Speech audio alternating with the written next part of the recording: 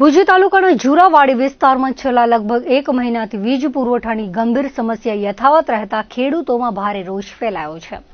હાલ વિસ્તારમાં મોટા પાયે કપાસનું વાવેતર કરવામાં આવ્યું છે, પરંતુ સતત ફોલ્ટ અને વીજળીના અનિયમિત પુરવઠાના કારણે સિંચાઈની કામગીરી ખોરવાઈ રહી છે।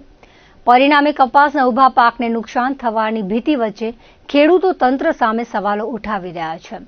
ખેડૂતોના જણાવ્યા મુજબ ઝુરાવાડી વિસ્તારમાં છેલ્લા કેટલાક અઠવાડિયાથી વારંવાર વીજ ફોલ્ટ સર્જાઈ રહ્યા છે। ઘણી વખત 3 થી 4 દિવસ સુધી વીજ પુરવઠો બંધ રહેતો હોવાથી ખેતરોમાં પાણી પહોંચાડવું મુશ્કેલ બની જાય છે। કપાસનો પાક હાલ વિકાસના મહત્વના તબક્કામાં હોવાથી સમયસર પાણી ન મળે તો ઉત્પાદન પર સીધી અસર પડી શકે છે। વરસાદની અનિશ્ચિતતા વચ્ચે ખેડૂતો સંપૂર્ણપણે વીજ આધારિત સિંચાઈ પર નિર્ભર બન્યા છે, પરંતુ વીજળીના અભાવે તેમની ચિંતામાં વધારો થયો છે।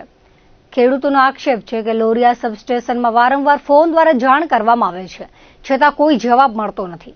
ભુજ ખાતે સંબંધિત અધિકારીઓ સુધી પણ રજૂઆત પહોંચાડવામાં આવી હોવા છતાં સમસ્યાનો કાયમી ઉકેલ લાવવા કોઈ અસરકારક પગલાં લેવામાં આવ્યા નથી, જેના કારણે ખેડૂતોમાં અસંતોષની લાગણી વધુ પ્રબળ બની છે।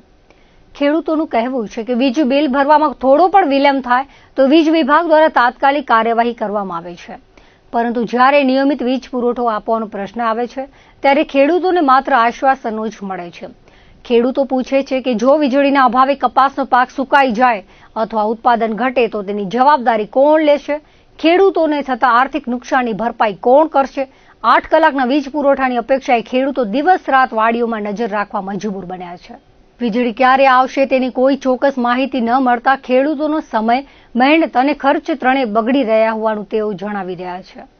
ઝુરાવાડી વિસ્તારના ખેડૂતો દ્વારા વીજ વિભાગને તાત્કાલિક ફોલ્ટ દૂર કરી નિયમિત અને પૂરતો વીજ પુરવઠો સુનિશ્ચિત કરવાની માંગ કરવામાં આવી છે।